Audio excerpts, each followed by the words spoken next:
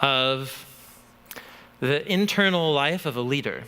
And it's actually, when you Google Ezra&Nehemiah leadership principles, it's usually actually the Nehemiah story that people appeal to. And that's because he's really inspiring, actually. What he goes through, how he discerns this divine call on his life, and the things that happen, the obstacles he faces, the leadership strategies that he used. He's wise. He's a good leader. And even though I don't think the books of Ezra and Nehemiah are a handbook on how to do your next building campaign or something, right? So I don't use the book for that. At the same time, as a character, I think you and I are supposed to learn from him and reflect and meditate on how he led people through a very traumatic time of crisis, where it once again seemed like their identity was at stake and everything was lost, and how he navigates people through it. It's really an inspiring story. So if you're going to do the Nehemiah story in two parts, one of them, I think, should somehow be like a character study. And I just have a few thoughts in the notes here. A character study on Nehemiah. And the opening of his story, it's really dramatic and awesome.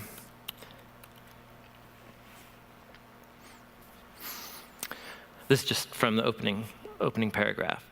The words of Nehemiah. Nehemiah. Okay, sorry. I'm getting ahead of myself. Nehemiah. This is, so Nehemiah in Hebrew, Nachem Yah. Now that Yah at the end is always a shortened form for Yahweh. And Nachem is from the Hebrew noun comfort. So it's either comfort of Yahweh or comfort, Yahweh is comfort. But comfort. Yeah? Nachamu. And then who arrives to bring Nachamu to Jerusalem? Nehemiah. Nehemiah brings Nacham. You get it? It's good. It's really good. Yeah. But this is how biblical names work in the Old Testament. So the words of Yahweh is comfort, the son of Chakaliah. It happened in the month of Kislev. In the 20th year, I was in Susa, the capital, and Hanani, one of my brothers, and some men of Judah came, and I asked them, man, how are all those Judeans that returned? They left, they went back to Jerusalem. How are those guys doing?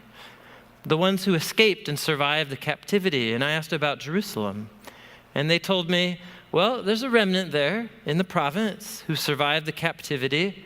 It's not good. They're in great distress. It's like a difficult set of circumstances and reproach. They are publicly held in low esteem by the people who were living there. And as for Jerusalem, the walls broken down, the gates are burned with fire. What is his response? He breaks. Now, this is really interesting. Was this the normal response of every Judean who hadn't yet returned to Jerusalem? No. I think part of the reason why we're being told his story was he was unusually moved by this set of circumstances. So that's interesting. There were lots of Jews who didn't ever go back. The Jewish community in Babylon grew and grew for centuries. They produced really important works of literature, like the Talmud. You've heard of the Talmud before. It was produced by the Jews living in Babylon. So lots of people took Jeremiah's advice and made homes and gardens. But when he hears about it, something triggers him and he just breaks. And it doesn't say why, but then he delivers this incredible prayer. That's what I said. It's a copy and paste from phrases from the end of Deuteronomy. And look at what he says. He says, I beseech you, Lord God of heaven, the great and awesome God, You've been faithful to the covenant. You've been faithful and showing loving kindness to those who love him and keep your commandments. Let your ear be attentive. Let your eyes be open to the prayer of your servant that I'm praying day and night on behalf of the sons of Israel. I mean, why are we sitting in Babylon in the first place? Because of the sins of the sons of Israel. I and my father's house have sinned. And you're like, well, hey, he seems like a pretty good guy, actually. Do you see that? He's identifying himself with the sin of like his ancestors. We've acted corruptly, our whole family for generations. We broke the covenant. So remember what you told Moses. So that's a hyperlink to, let me just read, and you see if you can remember the text that is being hyperlinked here. Here's what Moses said. If you're unfaithful, I'll scatter you among the peoples. But if you return to me and keep my commandments and do them, even though those of you who are scattered in the most remote parts of heaven, I will gather you from there. I will bring them to the place where I have chosen for my name to dwell. Anybody?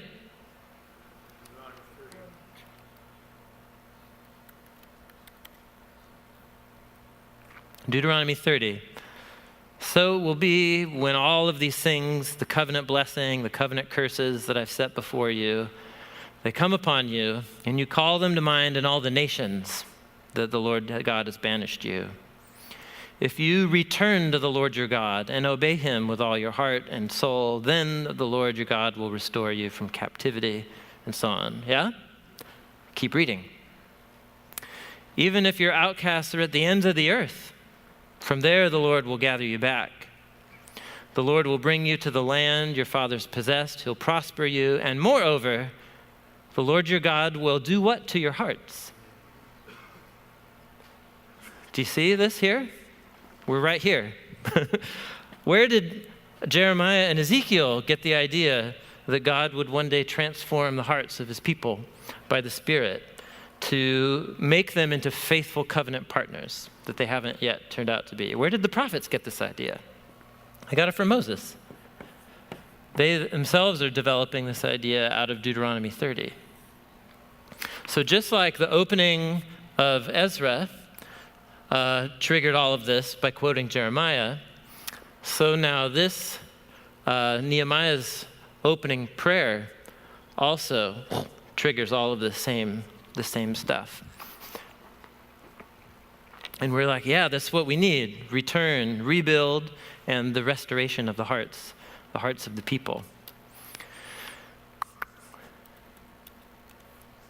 So what he asks God to do,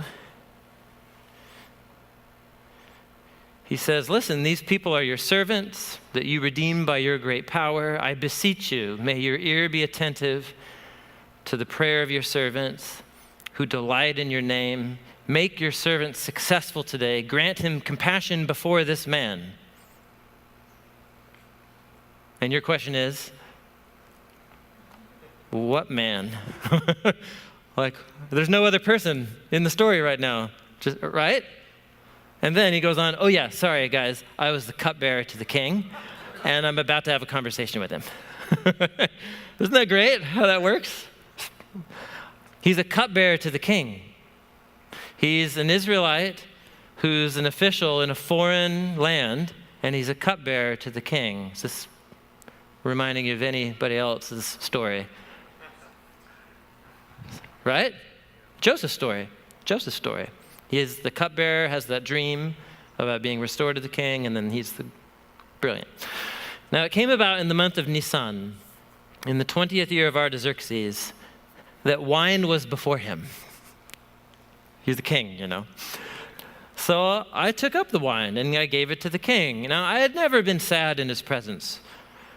But the king said to me, man, why are you so sad? What's wrong? Are you sick? Do you have the flu?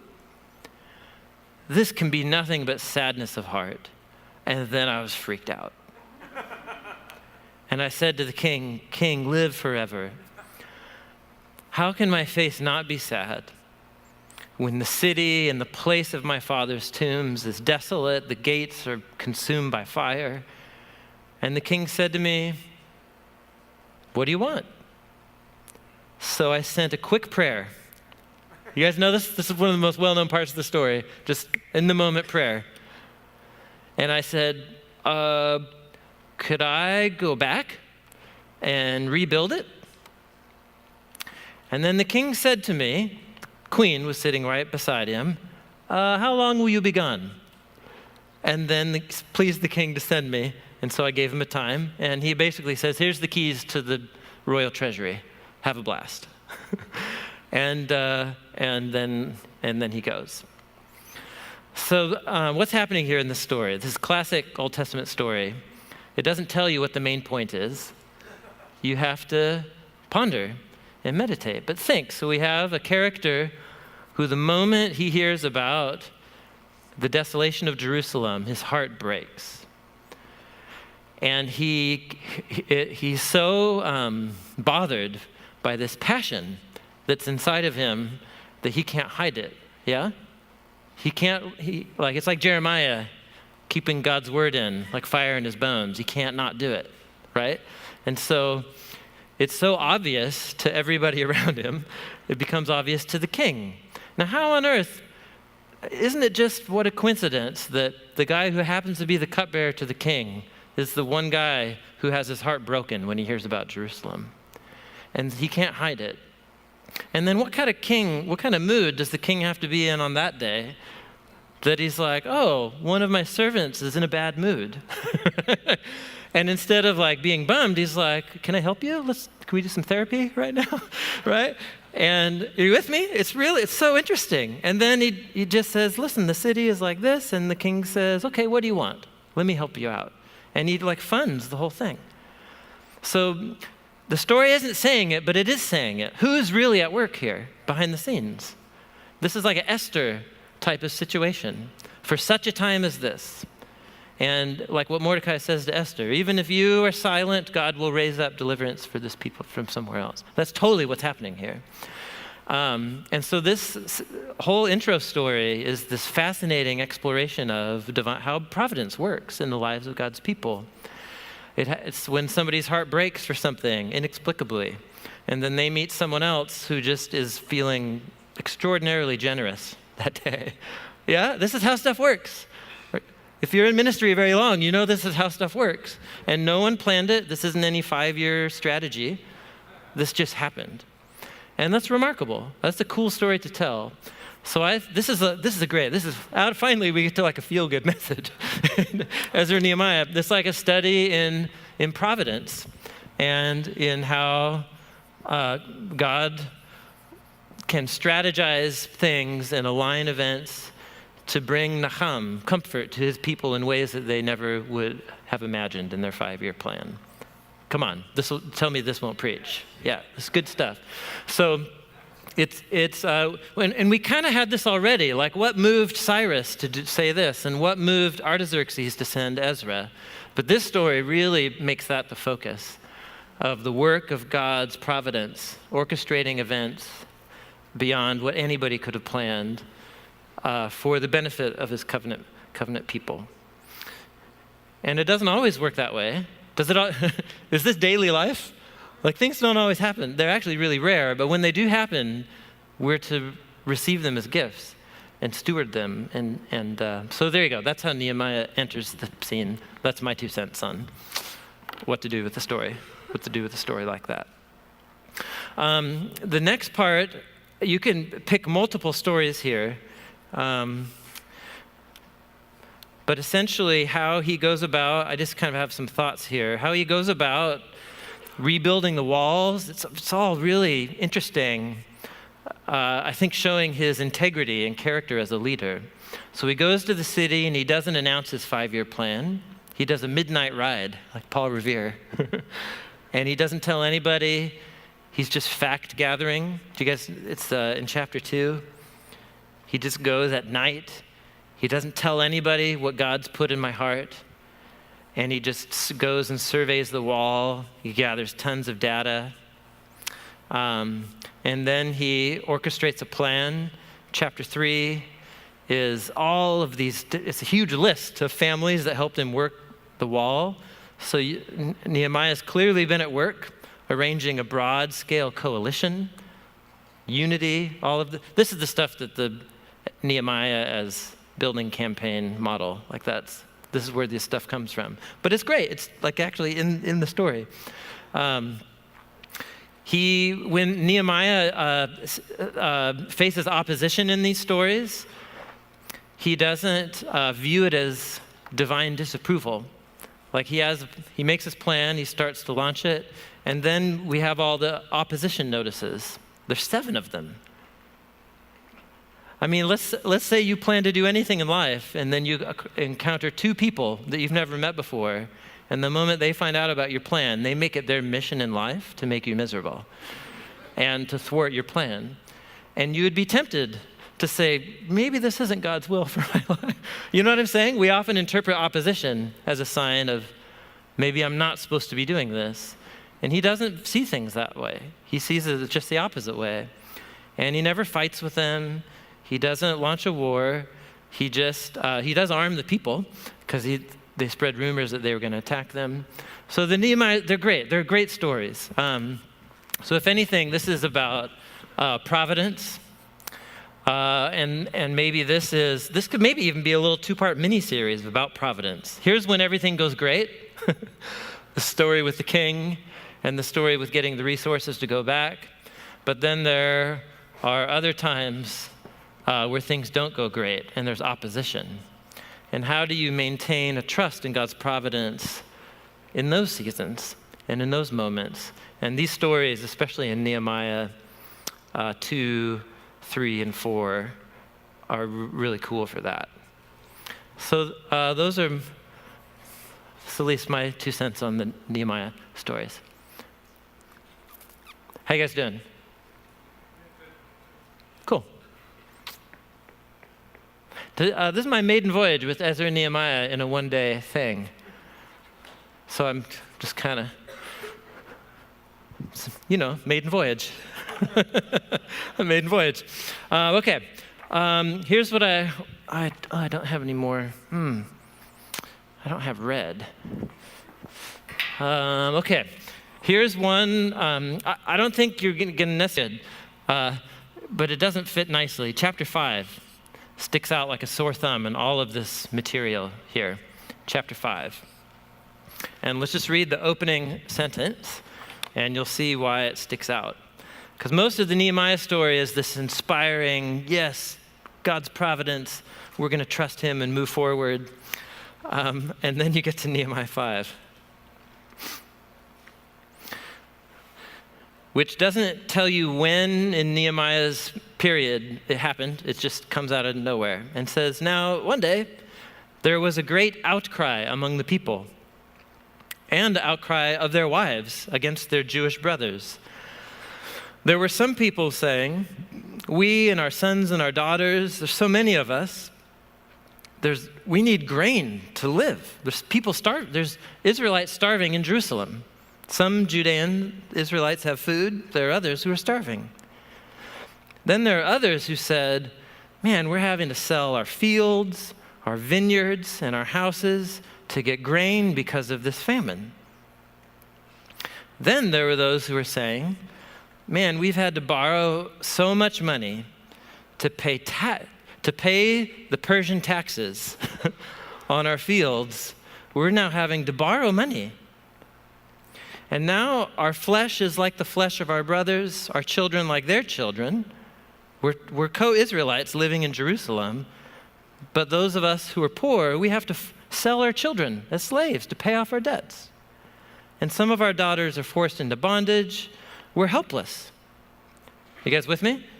So you thought this was a happy picture. And even though this was complicated with Ezra, this is all very inspiring. And so we think, yes, we're doing great. We're back in the city. And then you realize, no, there's famine. There's economic inequities, inequalities among the Israelites. And so some of the poor of the Israelites are having to sell their children into slavery just to make their mortgage so they don't lose their land. And they're having to take out loans with interest from other Israelites. How does it make Nehemiah feel? He's angry. He has the same response that Ezra had when he heard about the marriages. And so, Nehemiah, he cares about the Torah, and he says, what? You guys are charging interest on your loans to other Israelites? That's breaking the laws of the Torah. You guys, there's explicit laws in the Torah that says when we lend money to each other as Israelites, we don't charge interest. Remember that whole slavery thing in Egypt? We're not supposed to replay that. So then he goes on, and this whole example, how he sets an example himself. He says, listen, I was sent by the Persian king, and I was entitled to have a huge food allowance, and he could personally benefit from the taxes on the Israelites. And he says, yeah, I didn't do that. He built a lean staff on a lean budget so that he didn't have to benefit from any taxes off the Israelites. And that's the story. Okay, so why is this story here? Why is this story here? Do we like Nehemiah? Is he a good guy? Yeah. We like Nehemiah. What is the state of the people? So remember, this was kind of like, oh, okay, I can see why you said no to those people, but man, that caused a lot of problems. And I can see why Ezra did what he did. Man, that probably had some negative consequences among the people. And then here, Nehemiah, we love him. He's incredible. And then I have the story about Israelites like breaking the laws of the Torah and charging interest. And you're just like, what? What's happening here? Why isn't this working? The leaders seem to be doing the best. Why isn't this working? And that's right smack in the middle of the Ezra story in chapter 5. So you walk away from that story, and they finish the wall despite great opposition, and you get a list. Once they finish building the wall, you get a list. This is interesting. Chapter 7 is a long census list of the people who returned from exile. And if you're reading it and bored, it's probably because you already read this list in chapter 2. The exact same list of the Israelites who returned. So unless the biblical author is intentionally trying to bore you, which I swear they're never, ever trying to do that intentionally, usually it's just that we're not getting what's going on. There's something going on here. So these two chapters act almost like a bookend of this section of the book is drawn to the return and the rebuilding has come to its conclusion through these 3 cycles. Every one of them has had high points and low points. Now we're going to get the 2-part conclusion to the book. And essentially, it's going to go like this.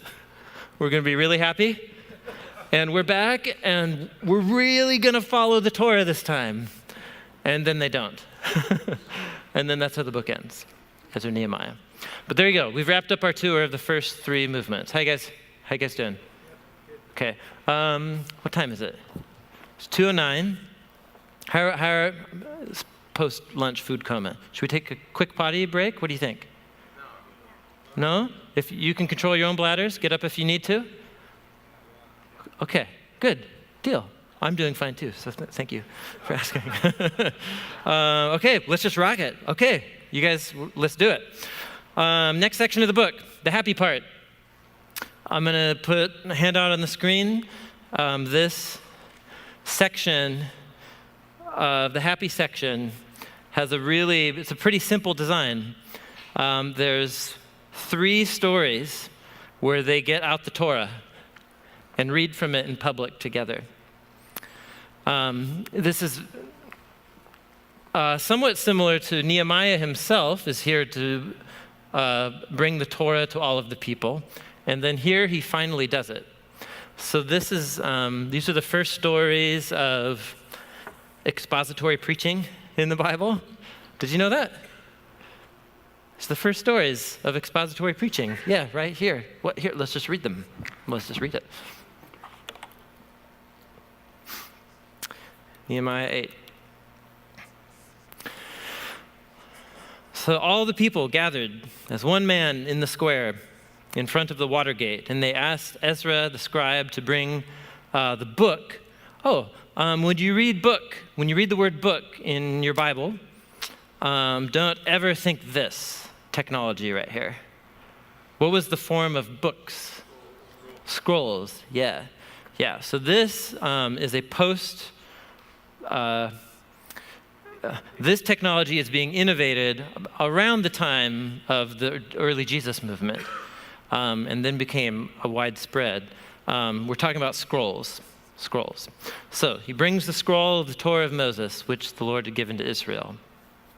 Ezra the priest brought the Torah before the men and the women, over all who could listen with understanding. Even the kids are there. On the first day of the 7th month, he read from it before the square, which was in the front of the water gate, from the early morning until midday. It's like hours. He was reading the Torah in the presence of the men and women, those who could understand. Everybody was locked on. Just like what would happen at your church, I'm sure. Yeah, right. So Ezra the scribe stood at a wooden podium, the first pulpit, which they made for the purpose. And beside him was a whole bunch of Levites on his right, a bunch of Levites on his left. He opened up the scroll in the sight of the people. He was standing a bit higher. When he opened the scroll, everybody stood up. And he blessed the Lord, the great God, and all the people said, Amen, Amen, truth, truth. While lifting up their hands, they bowed low, they worshiped with their faces to the ground. And then after what exactly is happening is kind of hard to piece together, but it seems like Ezra does this reading, a section of reading, and then these Levites go out and explain the law to the people in their place. That's what he says. And so they read from the book, the scroll from the Torah, translating or breaking it down section by section to give the sense so that they understood the reading. So what seems to be is then that's also the first small group Bible study. So it's like Ezra does this reading, and it doesn't say that they're arranged in little smaller groups, but that seems to be the idea, because then it's all these Levites who are in Ezra's cohort, and then they are helping explaining the section that they just read to this group of people in their place. You get the scene here? They just do it. They do this for 7 days in a row. Here in Nehemiah chapter 8. It's remarkable. Yes? I think it's significant that he began to read on the Feast of Trumpets. Yes. Yeah, the fact that this is all happening in the 7th month is the first day of the 7th month. Yes, yeah. Rosh Hashanah. Right. Yes. And where, yeah, that's right. Did I have anything about that in the notes? I don't think I did. No.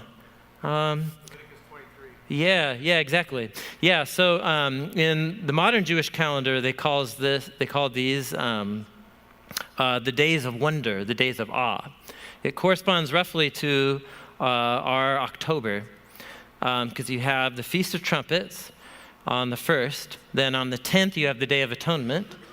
And then just a week after that, you have the 7-day feast of Sukkot, of Tabernacles. And so just like the way that in American culture, we have the holidays, which are Thanksgiving and Christmas and New Year's, this is like that. And so everything shuts down in Israel. It's really inconvenient, actually. If you're living, the grocery store is shut down, and you can't get leavened bread anywhere. Anyway, it's really complicated. So all the same, yes, this is very intentional. It's the 7th month. This is the month that they're going to retell the trumpet blast, which is connected to the giving of the Torah on Mount Sinai, and then the journey through the wilderness, which they retell in Tabernacles. Yes, absolutely significant. So here's the response of the people. Now, Nehemiah was the governor then. Ezra, the priest and the scribe, the Levites, they're teaching the people, saying, "Today is a holy day to the Lord your God. Don't mourn or weep." For the people, when they heard the scroll of the Torah, they just were weeping. They're weeping. Then he said to them, "Go, get some really fat animals and slaughter them and have a party. Drink of the sweet wine. Send gifts to those who have nothing prepared. This is a holy day for the Lord. Don't be grieved." And then this famous line. Did you know this is where it comes from? "The joy of the Lord is your strength." Now this is interesting. Every English translation that I can find in Nehemiah 8:10 has the joy of the joy of the Lord is your strength. NIV, ESV, New American Standard, NRSV, King James. But I'll just show you. This isn't difficult to do. The joy of the Lord, that's not a difficult phrase, but this word strength right here, it's a very common Hebrew word. And I'm just going to show you the standard dictionary entry. It's ma'oz, and its standard meaning is refuge. I mean, this word occurs so many times in the Old Testament. And the only time it's translated strength is this time. If you look at every other occurrence of this Hebrew word in the Bible, it's translated refuge, protection, shelter, fortress. Now, let me just ask you, and I have this here in the notes, is the joy of the Lord is your refuge? Does that have a different feel to it than the joy of the Lord is your strength? Yes. So I love our modern English translations. They're such a gift. They're so incredible. But there are times where I don't understand why the committees have done what they've done. And this is unfortunately one of those times. And all I can think is it's kind of like the beginning of the Lord's Prayer, like hallowed be your name. What's hallowed? Who says hallowed anymore? Like just blessed. It means blessed. It's an English translation. Let's translate into normal English. Blessed, not blessed, made holy, recognized as holy, instead of hallowed. So this is another one of those. I don't know. Okay, here's why I'm going into all this detail. The people hear the words of the Torah and they start crying. Why do you think they cry?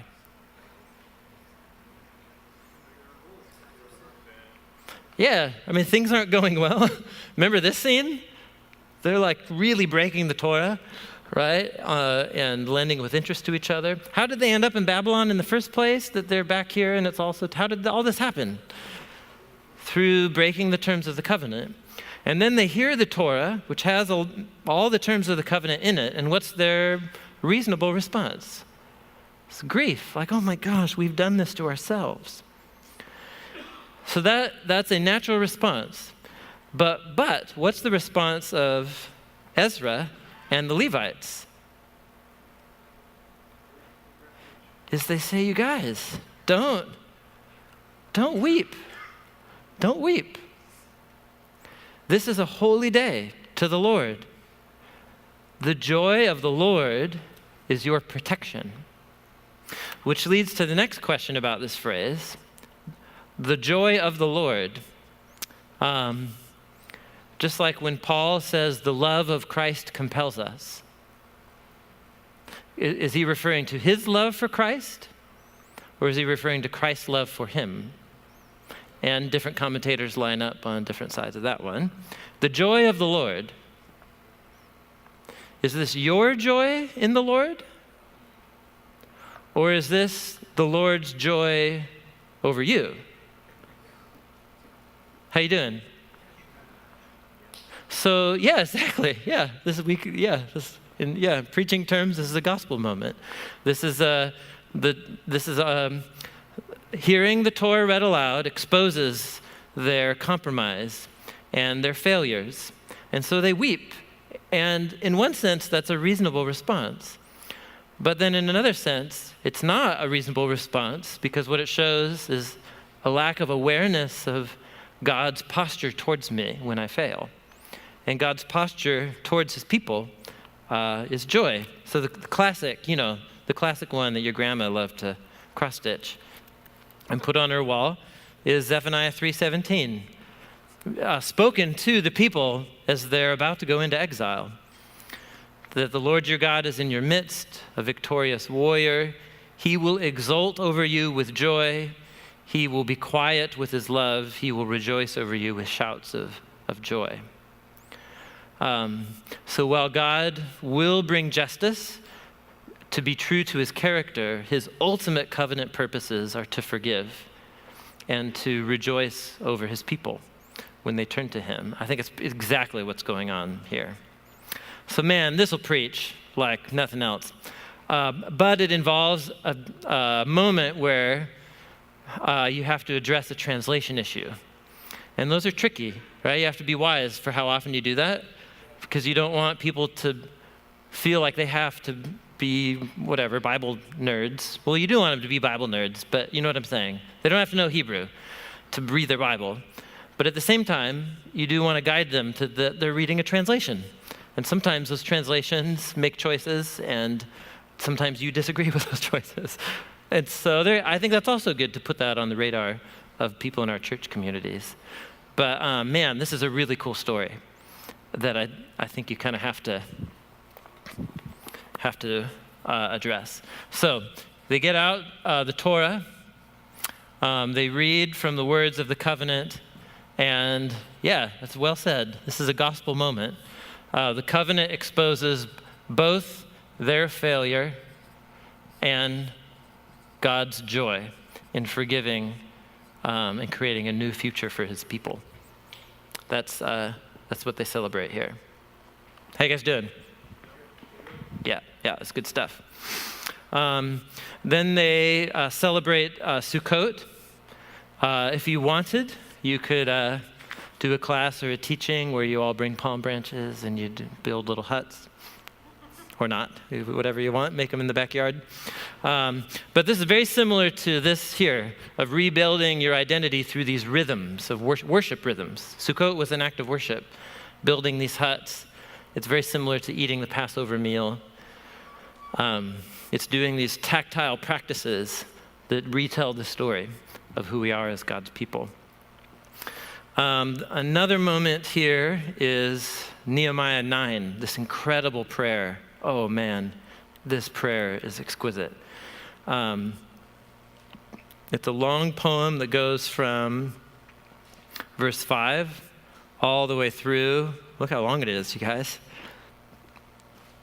It's really long. It goes all the way down to verse 37. And it's a little mini Old Testament theology. And it's all of the people, after they've soaked themselves in the Torah, the Levites get up and they lead the people in this corporate confession. And I think, in the notes I have some observations. It's all elaborately arranged in the symmetrical kind of ring structure. And at the very center of it is a petition for, let's just read it.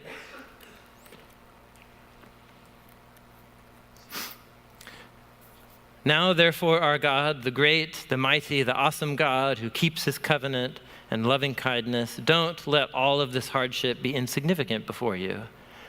The hardship that's come upon us, upon our kings and princes, our priests, our prophets, our fathers, upon all our people, from the days of Assyria to this day. That's it. We're back in the land, and it's lame. It's hard. It's not working. The Persians charge really high taxes. People aren't following the Torah. So look upon us. And then in these outer rings here, first they retell the whole story of Israel and say, those are our ancestors. And then on this side of the petition, they say, and we're pretty much just like our ancestors. So they fully identify with the sin of their ancestors. And then they end. Look at how the prayer ends. Look at this. Behold, we are slaves today. We're slaves. Where are we back? So in terms of the prayer, we're putting ourselves, nothing's really changed. Well, one thing has changed. What land are we sitting in? Well, we're not in Egypt. We're in the land that you gave to our fathers, but now we're slaves in the land. And all the abundant produce that you said would come when we obey the Torah, now we have to give it as taxes to the kings that you set over us because of our sins. They rule over our bodies, our cattle, as they please. We are in great distress. So what are we going to do? Everybody, let's pull up our bootstraps, and we're going to agree in writing. We're all going to follow the Torah from now on. Here's the list of everybody who signed the agreement. And then they give this short kind of summary. Here's all of the ways that we've been breaking the Torah, and here's what we're going to do about it. We're not going to marry non-Israelites anymore. We're going to start up paying the tithes again. We're going to support the Levites. We're going to celebrate the feasts. We're going to do it, everybody. We're going to do it. And you're like? Yeah, okay. So there's a movement here that's awesome about the reading of the Torah and their response. It might be worth exploring if there's a message or a teaching here about the nature of corporate confession, about the role that, whether this sounds high church or Catholic or whatever to you, I'm not sure, but it's biblical. There is some kind of value of taking time to own the sins that we ourselves may not have, committed, but that we participate in because we're a part of the family. Or we ourselves live in a situation where we benefit from the sinful decisions of others, or we live in the wake of the sins of our ancestors that still shape what the situation we're sitting in today. How you guys doing? I wonder if the Bible's relevant. Right? So there's a value to this kind of thing. It makes us aware that we're a part of a bigger story. It makes us aware that me and my own personal story and my own moral failures, they're very significant, but they aren't the center of the universe. Like also I'm a part of these systemic issues of sin that ruin everything around us. And we need to be just as aware of that as a community as my own personal moral accountability before God. That's what's going on here. This is good stuff. Okay. But in the interest of time, we're moving forward. Okay. Are you guys doing all right? I'm just rocking. Okay, all right. So there, in the notes, there's some cool things about the design of the prayer. Oh, yeah. Yeah, just read the prayer. It's really beautiful, and it's really cool. So they make this agreement. The agreement that they make is to obey 7 specific laws of the Torah. And I've given you a lot of notes here, and the reason is these represent the same kind of thing that Ezra was doing with the Torah in Ezra chapter 9. So you have a lot of the laws in the Torah address Israel as a nation living in their own land with a temple government structure. And that's not their situation anymore. It's just a different political setting. It's a different social setting.